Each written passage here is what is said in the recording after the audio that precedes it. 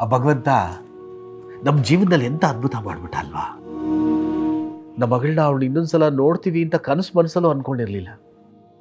ನಮ್ಮ ದುಃಖ ಅವನಿಗೆ ತಾಗಿದೆ, ಅದಕ್ಕೆ ಮಗಳನ್ನ ತಟ್ಟಂತ ಮುಂದೆ ತಂದು ನಿಲ್ಲಿಸ್ಬಿಟ್ಟ. ನನಗೆ ಎಷ್ಟು ಖುಷಿ ಆಗ್ತಾ ಇದೆ ಗೊತ್ತಾ. ಲಕ್ಷ್ಮಿ, ಯಾಕೆ ಏನಾಯ್ತು? ಮಗಳು ಸಿಕ್ಕಿದಾಳೆ ಅನ್ನೋ ಖುಷಿಲಿ ಇರ್ತಾಳೆ ಅಂತ ಅಂದ್ರೆ ಯಾತಕ್ಕೆ ಹಿಂಗಿದ್ಯಾ?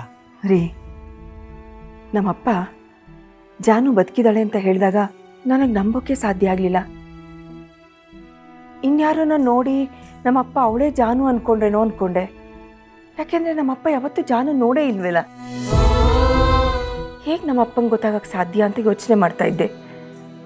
ಅಷ್ಟರಲ್ಲಿ ವಿಶ್ವ ನಮ್ಮ ಜಾನುನ ಕರ್ಕೊಂಡು ಬಂದು ಎದುರುಗಡೆ ನಿಲ್ಲಿಸಿದಾಗ ಒಂದು ಕ್ಷಣ ಆ ಖುಷಿಲಿ ನಾನು ಎದೆ ಬಡ್ತಾನೆ ನಿಂತೋಯ್ತು ರೀ. ಒಬ್ಬ ತಾಯಿ ತನ್ನ ಮಗುಗೆ ಜನ್ಮ ಕೊಡುವಾಗ ಆ ಮಗು ಆರೋಗ್ಯವಾಗಿ ಹುಟ್ಟಿದ್ರೆ ಆ ತಾಯಿಗಾಗೋ ಸಂತೋಷ ಮಾತಲ್ಲಿ ಹೇಳೋಕ್ಕಾಗಲ್ಲ ರೀ. ಹಾಗೆ ನನ್ನ ಮಗಳು ಇನ್ಯಾವತ್ತೂ ಬರಲ್ಲ ಅಂದ್ಕೊಂಡಿದ್ದೆ. ಇವತ್ತು ನನ್ನ ಕಣ್ಮುಂದೆ ಬಂದು ನಿಂತಾಗ ನನಗೆಷ್ಟು ಸಂತೋಷ ಆಗಿರ್ಬೋದು ನೋಡಿ. ಆದರೆ ನಾವೊಂದು ತಪ್ಪು ಮಾಡಿಬಿಟ್ಟಿದ್ದೀವಿ ರೀ. ನಮ್ಮ ಚಾನು ಬದುಕಿರುವಾಗಲೇ ಅವಳು ಕಾರ್ಯ ಮಾಡಿಬಿಟ್ಟಿದ್ದೀವಿ. ಲಕ್ಷ್ಮಿ, ಅದೇನೋ ಒಂದು ಅನಾಹುತ ನಡೆದೋಯ್ತು. ಆ ಪರಿಸ್ಥಿತಿ ಹಂಗಿತ್ತು, ಅದಕ್ಕೆ ಹಂಗೆ ಮಾಡಿದ್ವಿ. ಈಗ ನಮ್ಮ ಮಗಳು ವಾಪಸ್ ಬಂದು ಹೇಳಲ್ಲ, ಅವಳಿಗೆ ಪುನರ್ಜನ್ಮ ಸಿಕ್ಕಿದೆ. ಲಕ್ಷ್ಮಿ, ಖುಷಿ ಪಡಬೇಕು.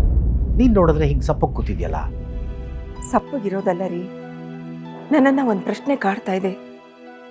ನಾವು ಅವಳು ಇಲ್ಲ ಅಂದ್ಕೊಂಡು ಇಷ್ಟೆಲ್ಲ ಮಾಡಬೇಕಾಗಿತ್ತ?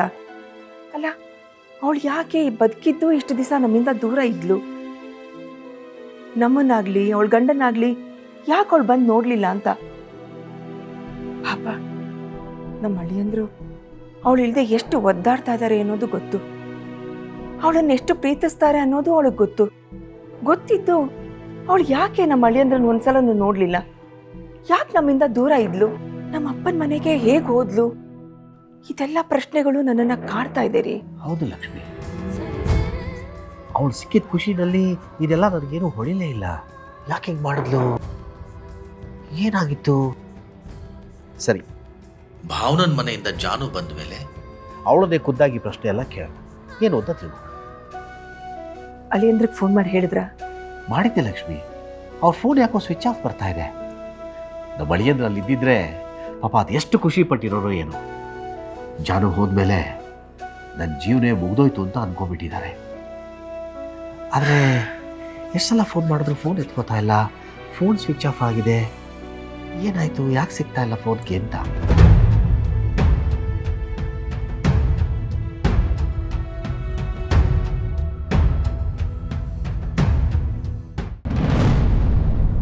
ನೀಲೋ, ನೀನು ಬಿಡಿ.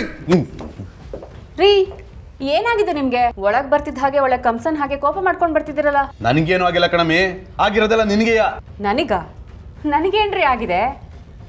ಅದ್ ಸರಿ, ಈಗ ಯಾರೇನ್ ಹೇಳಿದ್ರು? ಯಾರೇನು ಹೇಳ್ಬೇಕಾಗಿಲ್ಲ ಕಣಮಿ. ನೀನು ಎಲ್ಲೋಗಿ ಏನೇನು ಕಿತಾಪತಿ ಮಾಡಿ ಬಂದಿದ್ಯಾ ಅಂತ ಎಲ್ಲ ಚಂದಾಗಿ ಗೊತ್ತು. ಅಲ್ಲ ಕಣಮಿ, ಯಾಕೆ ಬತ್ತ ಇಂಥ ಬುದ್ಧಿ ಕಲಿತಾ ಇದೆಯೇ? ನೆಟ್ಗಿರ್ಬೇಕು ಅಂತಾನೆ ಅನ್ಸೋದಿಲ್ಲ ನಿನಗೆ? ಯಾಕಂಗೆ ಅಲ್ಲೆಲ್ಲ ಹೋಗಿ ಏನೇನ ಮಾತಾಡಿ ನಮ್ಮ ಮನೆ ಮರವಾದಿ ಕಳ್ದಿಯೇ? ಅಲ್ಲ ರೀ, ಮನೆ ಮರ್ಯಾದೆ ಕಳೆಯುವಂತ ಕೆಲಸ ನಾನೇನ್ರಿ ಮಾಡಿದೀನಿ? ಮೊದಲು ಅದನ್ನ ಬಿಡಿಸಿ ಹೇಳಿ. ಅದನ್ನ ಬಿಟ್ಟು ಹೀಗೆ ಮೈ ಮೇಲೆ ದೆವ್ವ ಬಂದಿರೋ ತರ ಆಡ್ತಿದ್ದೀರಲ್ಲ. ಸಿದ್ದು ಫೋನ್ ಮಾಡಿದ್ದ. ಏನ್ ಮಾಡ್ತಿದ್ದೀರಾ ಅದಕ್ಕೆ? ಅವ್ರ ಮೇಲೆ ಯಾಕೆ ಕೈ ಮಾಡ್ತಿದ್ದೀರಾ? ಇವಳು ಆಡ್ತಿರೋ ಮಾತಿಗೆ ಕೈ ಮಾಡೋದಲ್ಲ ಸಿದ್ದು, ಕೈ ಮುರಿಬೇಕು ಅನ್ಸ್ತಿದೆ. ಏನದಕ್ಕೆ ಹಿಂಗೆಲ್ಲ ಮಾತಾಡ್ತಿದ್ದೀರಾ? ನಿಮ್ಮ ಬಾಯಿಂದ ಇಂಥ ಮಾತನ್ನ ನಾನು ಕೇಳೇ ಇರಲಿಲ್ಲ. ಓಹೋ, ಇದು ವಿಷಯ ನಿಮ್ಮವರೆಗೂ ತಲುಪಿದೆ. ಇದನ್ನೇ ನೋಡಿ ಹೇಳೋದು, ಬೆನ್ನಿಗೆ ಚೂರಿ ಹಾಕೋ ಕೆಲಸ ಅಂತ. ಅವನಿಗಂತ ಬುದ್ಧಿ ಇಲ್ಲ ಕಣಮಿ. ನೀನು ಮಾಡೋದು ಸರಿಯಾ? ಅವ್ರ ಪಾಡ್ಗವ್ರು ಯಾರು ಸವಾಸನು ಬೇಡ ಅಂತ ನೆಮ್ಮದಿಯಾಗಿ ಬದುಕ್ತವ್ರೆ. ಅಂಥವ್ರಿಗೆ ಹೋಗಿ ಹಂಗೆಲ್ಲ ಮಾತಾಡ್ಬಿಟ್ಟು ಬಂದಿದ್ಯಲ್ಲ, ನಿನಗೆ ಸರಿ ಅನಿಸ್ತಾ ಇದ್ದದ? ಅಲ್ಲ, ಆ ಶ್ರೀನಿವಾಸ್ ಅವ್ರ ವಯಸ್ಕರ ಮರ್ಯಾದೆ ಕೊಡ್ಬೇಕು ಅನ್ನೋ ಪರಿಜ್ಞಾನವಿರ್ಲಿಲ್ವಾ ನಿನಗೆ? ನೋಡಿ, ನನ್ನ ಪ್ರಜ್ಞೆ ಬಗ್ಗೆ ಮಾತಾಡಕ್ ಬರಬೇಡಿ. ನನಗೆ ಯಾರ ಜೊತೆ ಹೇಗೆ ಮಾತಾಡಬೇಕು ಅಂತ ಚೆನ್ನಾಗಿ ಗೊತ್ತಿದೆ. ಬೀದಿಲಿ ಹೋಗೋರಿಗೆಲ್ಲ ಮರ್ಯಾದೆ ಕೊಡೋ ಅವಶ್ಯಕತೆ ನನಗಿಲ್ಲ. ನೋಡ್ ಇದನ್ನೇ ಬೇಡ ಅನ್ನೋದು ನಾನು. ವ್ಯಕ್ತಿತ್ವ ಅನ್ನೋದು ಯಾರೋ ಹೇಳ್ಕೊಟ್ಟು ಬರೋದಲ್ಲ ಕಣಮಿ.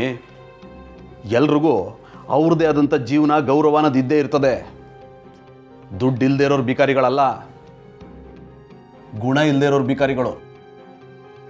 ನೀಲೋ, ನಿಂಗೊಂದು ವಿಷಯ ಗೊತ್ತೇನಮ್ಮಿ, ಈ ಪ್ರಪಂಚದಲ್ಲಿ ನಿನಗಿಂತ ಶ್ರೀಮಂತರು, ನಿನಗಿಂತ ದುಡ್ಡಿರೋರು ಅವರೇ ಕಣಮಿ. ಆದರೆ ಅವರೆಲ್ಲ ದುಡ್ಡಿಗೆ ಬೆಲೆ ಕೊಡದೆ ಇರೋಬ್ಬರೋ ದುಡ್ಡು ಆಸ್ತಿ ಎಲ್ಲನೂ ಅನಾಥಾಶ್ರಮ ವೃದ್ಧಾಶ್ರಮ ಅಂತ ದಾನ ಮಾಡಿಬಿಟ್ಟು ಹಿಮಾಲಯಕ್ಕೆ ಹೋಯ್ತವ್ರು ಕಣಮಿ ನೆಮ್ಮದಿ ಹುಡಿಕೊಂಡು. ನೀನು ಮಾತ್ರ ದುಡ್ಡು ದುಡ್ಡು ದುಡ್ಡು ದರ್ಪ ಬೊಡ್ಡೆತದೆ ನೋಡು. ನೋಟು ಕೆಳಗೆ ಬಿದ್ದಾಗ ಸೌಂಡ್ ಮಾಡೋಕ್ಕಿಲ್ಲ, ಈ ಚಿಲ್ಲರೆನೆಯ ತಳಾರ್ ಫಳಾರ್ ಅಂತ ಸೌಂಡ್ ಮಾಡೋದು. ಅದಕ್ಕೆ ಸೌಂಡ್ ಮಾಡದೇ ಇರೋ ನೋಟು ನಮ್ಮ ಹತ್ರ ಇದ್ದಾಗ ನಾವು ಸೈಲೆಂಟಾಗಿರಬೇಕು. ಹಂಗೆ ನಿನ್ನ ಕತ್ತಿ ಹಂಗಿರೋ ನಾಲ್ಗೆನೂ ಹಿಡಿತದಲ್ಲಿ ಇಟ್ಕೋಬೇಕು. ಓಹೋ, ನಿಮಗೆ ಕಟ್ಕೊಂಡು ಹೆಂಡತಿಗಿಂತ ಅವ್ರಗಡೆ ಹೆಚ್ಚಾಗೋದ್ರು ಅಲ್ವಾ? ನನಗೆ ಯಾವಾಗ ಏನು ಮಾಡಬೇಕು ಏನು ಮಾಡಬಾರ್ದು ಅಂತ ಚೆನ್ನಾಗಿ ಗೊತ್ತಿದೆ. ನಾನೇ ನಿಮ್ಮ ಹಾಗೆ ಅತ್ತೆ ಮಾವನ ಎದುರು ಹಾಕ್ಕೊಂಡು ಅವ್ರ ಬೆನ್ನಿಗೆ ಚೂರಿ ಹಾಕಿ ತಮ್ಮನ ಹೆಂಡತಿ ಪರ ವಹಿಸ್ಕೊಂಡು ಮಾತಾಡ್ತಿರಲ್ಲ, ಹಾಗೆಲ್ಲ ಮಾಡಲ್ಲ. ನಾನು ಯಾವತ್ತೂ ಅತ್ತೆ ಮಾವಂಗೆ ಮೋಸ ಮಾಡಲ್ಲ. ಏಯ್, ನಾಲ್ಗೆ ಬಿಗಿಡ್ದು ಮಾತಾಡು. ನಾನು ಯಾರಿಗೂ ಮೋಸ ಮಾಡಿಲ್ಲ ಕಣಮಿ, ನ್ಯಾಯದ ಪರ ಇವನೇ. ಅದೇ ಯಾರಿಗೂ ಇಷ್ಟ ಆಯ್ತಲ್ಲ, ನಾನೇನು ಮಾಡನೆ? ನೋಡು, ನೀನು ನಾನು ಹೇಳ್ದಂಗೆ ಕೇಳಿದ್ರೆ ಹೆಂಡತಿ ಅನ್ನೋ ಮರ್ಯಾದೆ ಉಳಿತದೆ, ಇಲ್ಲ ಅಂದರೆ ಅದನ್ನೂ ಕಳ್ಕತಿಯೇ.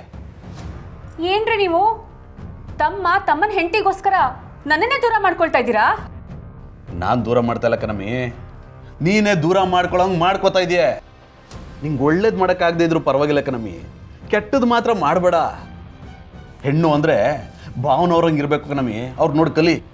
ಎಷ್ಟೇ ಕಷ್ಟ ಕೊಟ್ಟರು, ಎಷ್ಟೇ ಅವಮಾನ ಮಾಡಿದ್ರು ಬದುಕನ್ನು ಕಟ್ಕೊಳಕ್ಕೆ ಒದ್ದಾಡ್ತವ್ರಲ್ಲ, ಅವರೆಲ್ಲಿ ಇನ್ನೊಬ್ರು ಬದುಕನ್ನು ಹಾಳು ಮಾಡಬೇಕು ಅಂತ ಇರೋ ನೀನೆಲ್ಲಮ್ಮಿ. ನೋಡು ನೀಲೋ, ಇನ್ನೂ ಕಾಲ ಮಿಂಚಿಲ್ಲ.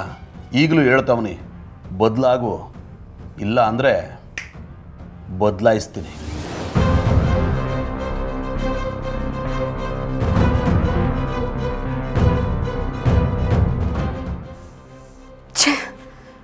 ಇವ್ರನ್ನ ಎಷ್ಟು ನಾನು ಹಿಡಿತದಲ್ಲಿ ಇಟ್ಕೋಬೇಕು ಅಂತ ಪ್ರಯತ್ನ ಪಟ್ಟರು, ಆ ಸಿದ್ದು ಮತ್ತೆ ಭಾವನ ಬಂದು ಎಲ್ಲ ಹಾಳು ಮಾಡಿಬಿಡ್ತಾರೆ.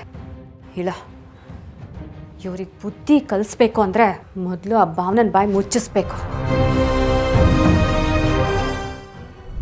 ಪಾಪ ಅವಳು ತೀರ್ಕೊಂಡ್ಬಿಟ್ಲಂತಲ್ಲ. ನೀನು ಅವ್ರ ಮನೇಲಿದ್ದೀಯ ಅಂತ ಅವಳು ಹೇಳಿದ್ದಕ್ಕೆ ಆವಾಗ ನನಗೆ ಗೊತ್ತಾಯಿತು. ಹೌದಾ? ನೀನು ಹೇಳಿದ್ದು ಒಳ್ಳೇದಾಯಿತು ಅಜ್ಜಿ. ನೋಡು, ಈಗ ಅಮ್ಮಂಗೆ ಅವ್ರ ತವ್ರ ಮನೆ ಸಿಕ್ದಾಗಾಯ್ತು, ಎಲ್ಲರೂ ಒಂದಾಗೋ ಹಾಗಾಯಿತು.